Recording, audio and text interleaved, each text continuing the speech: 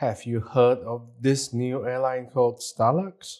If you have, then hey, awesome, you're in the right place. But chances are, if you haven't, Starlux is a mystery to you. And I'm not surprised. This is an airline that has barely 4 years of experience flying passengers, two of those being COVID years. And also because they are in Asia and they are also new, what is Starlux? Who's behind it? And why do people keep telling us to fly it? I'm taking a glimpse into the airline's history, service, and I'll give my thoughts. Is this airline the real deal or all hype? Let's find out.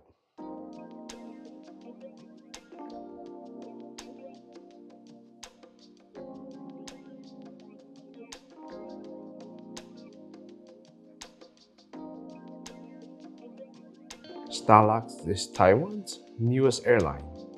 It is the third largest airline in Taiwan after China Airlines and EVA Air. It currently has a route network that spans several Asian countries and three destinations in North America: Seattle, San Francisco, and Los Angeles. Speaking of EVA Air, Starlux has an interesting link to that airline. You see, its founder, Zhang Guowei, is one of the sons of the founders of the Evergreen Group, which in turn owns EVA Air. So in 2016, after his father's death and the power struggle within the company, Chang was ousted. So he decided to form his own airline, and not just any airline, but one that's more luxurious than EVA Air.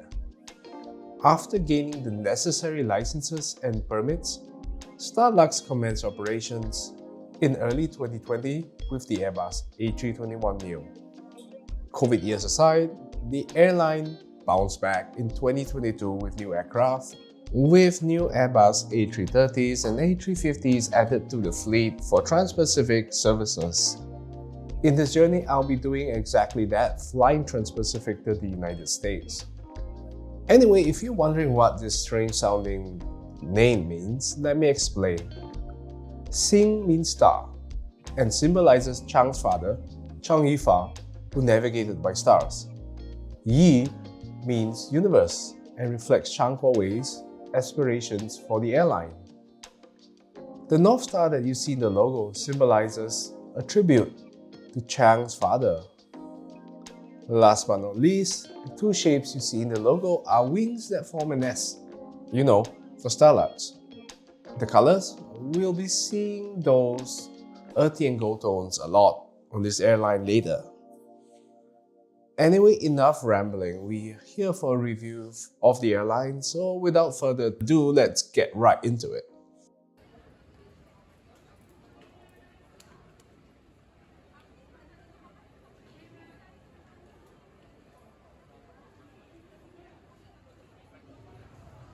Starting in Singapore, checking in was a breeze with great customer service. Starlux counters are well indicated, and right off the bat, we're really getting a hint of this airline.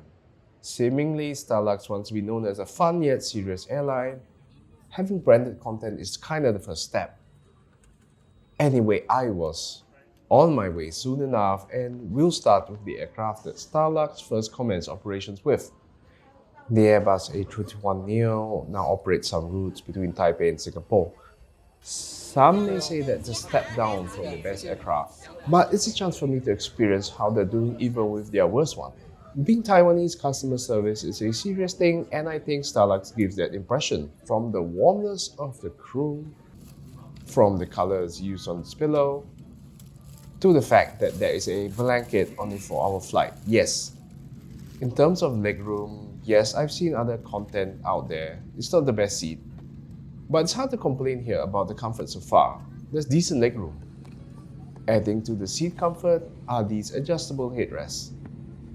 And let's not neglect to mention that this is a really new and well-maintained aircraft. When it comes to in-flight entertainment, each seat comes with a 10-inch screen. And if you didn't have any headphones with you, here's one. Compliments of Snoopy. This is your captain speaking. Together in the flight deck is my colleague, Carsten, and in the cabin, taking care of your safety and comfort, led by crew in charge Didi and the rest. I'd like to welcome everyone aboard Starlux flight number is 772, destination expected Taipei.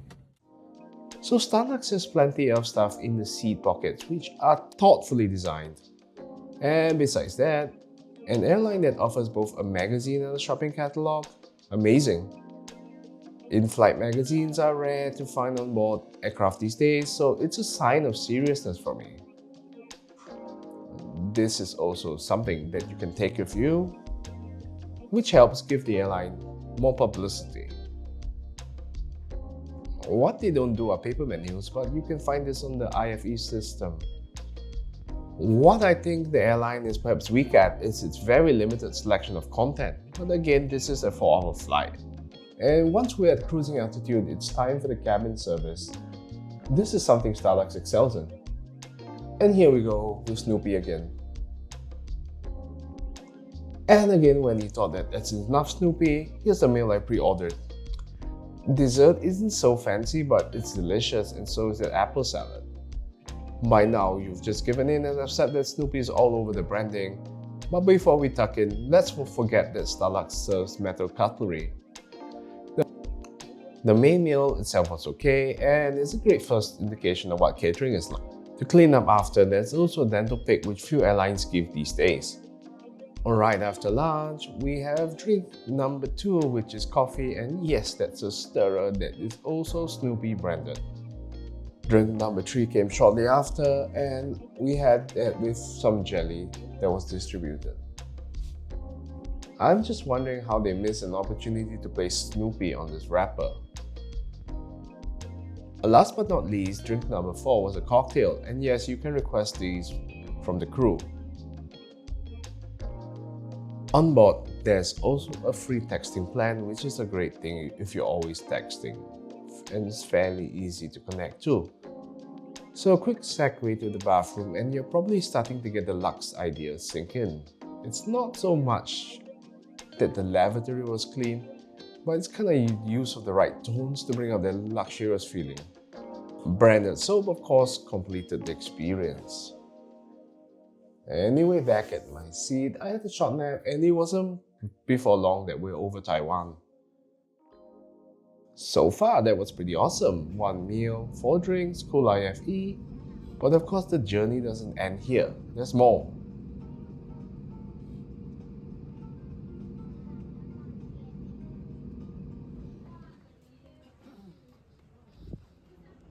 As mentioned, I'm taking a Transpacific journey to the United States. But before we get to the next flight, thanks for watching this far. I'm Dexter, and I create independent travel content. And thanks to you, the viewer and subscriber, my channel has grown over the years. Thanks for your support. And if you love the help, subscribe. It'll help me keep making great content. Without further ado, presenting Starlux BizJet, the Airbus A350-900. You've already seen the Airbus A321neo, and if you thought that was cool, no, this is better, seriously. This jet has the airline's best products, including a first class, and all the interiors here are crafted in partnership with BMW Design Works. Stepping on board, you'll get a sense that Starlux has a feel for evoking luxury. In economy class, they've gone with a colors palette that suggests luxury and elegance. The crew are friendly. The bins here have ample space. But just check out these seats. It's been a while since I have been excited by any airline, and this one didn't disappoint. The screen alone is as large as my MacBook. Legroom is relatively generous without feeling too cramped. And on the seat back, you have an adjustable headrest that is a joy to use. Other features above are the reading lights, and if you have a coat, there's a place for that too. Diving deeper, there's a device and cup holder right above the regular tray table. This bifold table is also excellent, which means plenty of space for your drinks. And also USB-C, yes, a USB-C fast charging port and a universal power socket. In terms of amenities, I expected a blanket, pillow and headphones, and these were duly provided. These slippers I didn't expect, so it's a nice touch. And I got my hydration too. as well as an amenity kit, which how many airlines still give this in economy?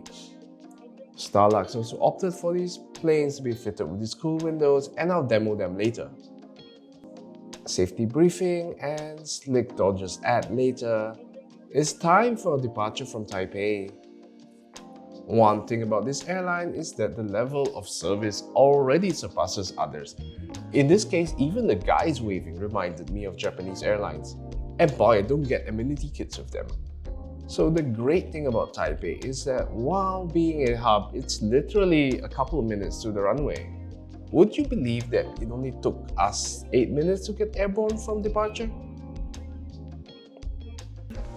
So not only is Starlux a really great airline, but Taipei is really a great airport for transits. Once airborne, it's time for a quick washroom review. Now this aircraft is actually 2 years old from the time of acquisition, but it just looks so well maintained. These aren't actually real plants, but I do appreciate the effort to make this space look more welcoming. And these little details, even on their bathroom rolls and having deluxe soap, is simply amazing. Not to mention this gorgeous full-size mirror too. Anyway, the star piece of the show happens to be the entertainment screen. So the details of the menu and even collaborations on the drinks can be found here.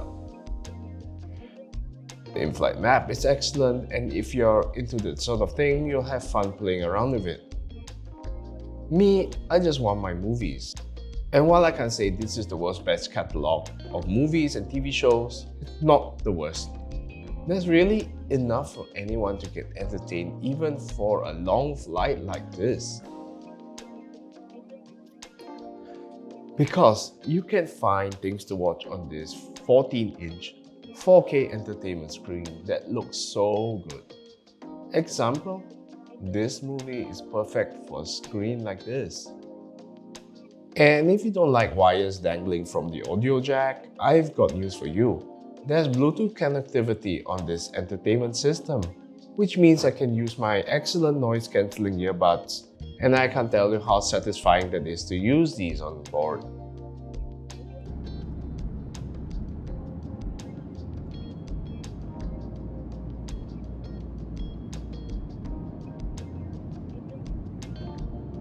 The meal services on this aircraft began 40 minutes after takeoff, and I'm excited.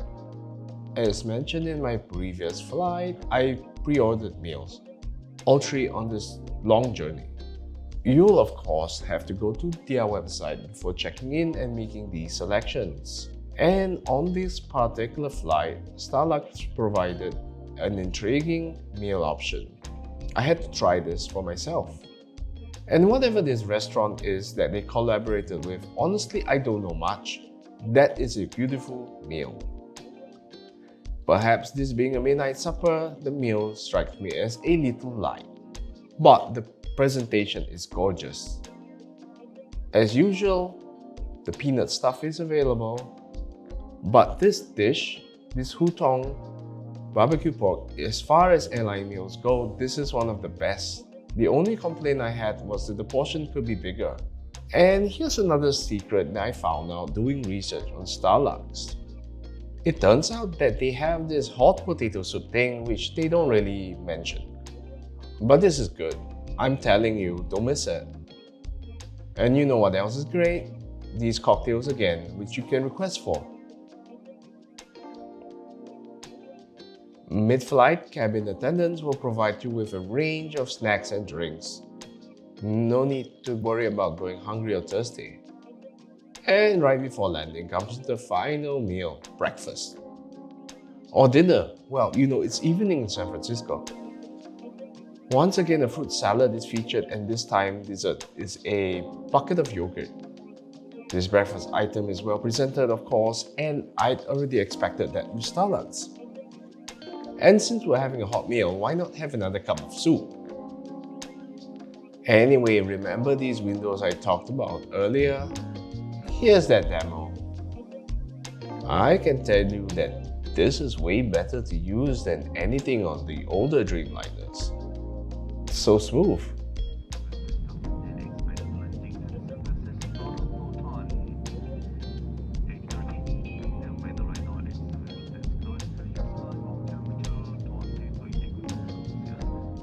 Anyway, if you've seen some of my previous content, you know that I've had my fair share of good and not so great. So comparing Starlux to North American or European airlines, well, there's no way that they can ever be this good. And even with Asia, Starlux just hit a grand slam out of the park. Legacy airlines beware. This was a unique experience on a whole new level, and here's what I think they've done. They've taken the exemplar service of Japanese and Taiwanese airlines, modern seats that are up there with Cathay SQ, the colors of luxury that Swiss and Emirates have, amenities that few airlines like Turkish and Qatar give out, the special drinks that Singapore Airlines or Cathay does, the co-branding that EVA and ANA have, and also allowing you to make regular economy meal bookings. That's new. In essence, Starlux combined nearly the very best of everything out there today and made their product wholly unique. And that's fantastic because in a world where air travel at the back of the plane is getting worse, Starlux is bringing back some joy to travel. So I paid a cool 1,136 Singapore dollars for a Starlux round trip from Singapore to the United States. This, by the way, is less than what I would have paid on Singapore Airlines. And about the same with Starlux's main competitors, EVA Air and China Airlines. Maybe they're expensive on a point-to-point flight, but holy moly, this was great value. Speaking of return trips, there's two more for me to showcase on this channel. As much as I love flying different airlines, sometimes flying the same airline a few times can be good. It gives me a chance to see if they're consistent, and on the return trip, I did find some flaws with them. That's for another time, so stay tuned to those return trip videos. So, what do you think of Starlux? Do you think it's a good airline? And would you fly them? Let me know in the comments. So, thanks for watching today, and I hope to see you back in future. Bye bye.